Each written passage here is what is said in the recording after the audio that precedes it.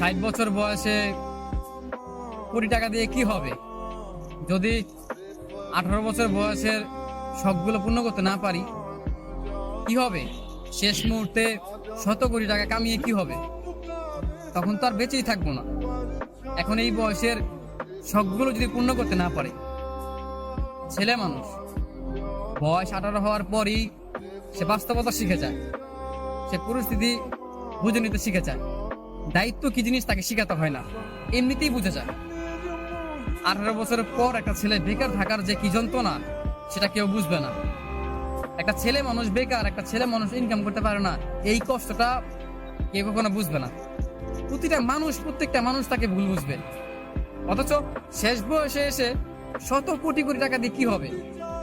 আমার এই 18 বছর বয়সের যে স্বপ্নগুলো, যেই শখ আহ্লাদগুলো, আমি তো সেইগুলোই পূর্ণ করতে পারলাম না।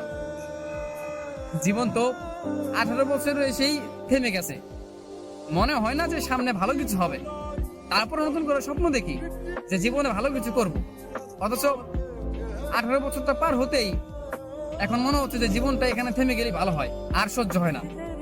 এত কষ্ট, এত যন্ত্রণা, এত চোখের সামনে বারবার ভেঙে পড়া, এগুলো সহ্য হয় না। একটা ছেলে জানে, বিশ্বাস করেন ভাই, একটা ছেলে জানে যে কষ্টগুলো মানে নাকি। বয়স 18 হয়ে গেছে, তার ইনকাম নাই, তার স্বপ্ন পূরণ নাই, তার শখ আল্লাহ সব মিশে যায়, মানে সব ভেঙে যায়, চুরমার হয়ে যায়। এখানে তার কত কিছু হয়। আর একটা 18 বছর পর একটা ছেলে মানুষ, বিশেষ করে তার সবচেয়ে শখের যে জিনিসটা হয় সেটা কি জানেন ভাই? সেটা হচ্ছে একটা মেয়ে মানুষ।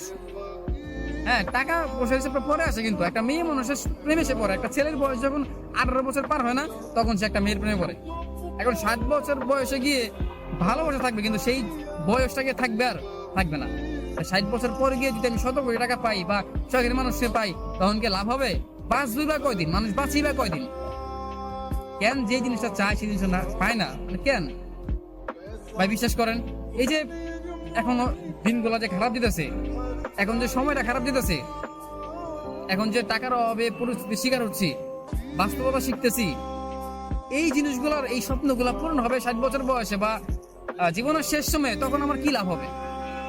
যদি আমি এই সময়টাতে আমি নিজের স্বপ্নগুলো পূর্ণ করতে না পারি, এই সময় যদি আমি ভালো থাকতে না পারি, প্রতিটা সময়, প্রতিটা মানে দিন আমার হচ্ছে গিয়া যে ডিপ্রেশনের মধ্যে যাচ্ছে, প্রচন্ড বিষণ্ণতার মাঝে আমি ডুবে যাচ্ছি, কি হবে?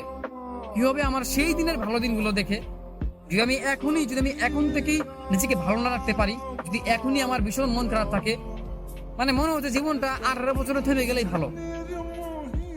মানে হয়তো ব্যাপারটা হচ্ছে কি জানেন, যে মৃত্যু বা আত্মহত্যা এগুলো করা ঠিক না বলে অনেক মানুষ কষ্ট করে বেঁচে আছে, না হলে আমার জানা মতো অনেক মানুষ এমনিতে আত্মহত্যা করে নিত। আসলে মানে 18 বছর পর বা 20 বছর পর, হ্যাঁ, একটা বয়সের পর ছেলেদের একটা বয়সের পরে তার জীবন তার কাছে মানে পাইনছা মনে হয়। না আছে মিষ্টি, না আছে চুকা, না আছে তিতা, মানে কিছু না, পাইনছা, কোনো স্বাদই পায় না সে জীবনের।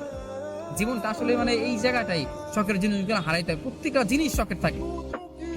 মেয়ে মানুষ তো 18 বছর পর হলে বিয়ে হয়ে যায়, মানে তার একটা সংসার হয়ে যায়, তার একটা জীবন, নতুন একটা জীবন হয়। কিন্তু একটা ছেলে মানুষের তো এটা হয় না। একটা ছেলে মানুষের তার সব দায়িত্ব নিতে হয়। তো 60 বছর বয়স যদি সে কোটি টাকা হয়ে সবকিছু সামলায়, তখন কি লাভ?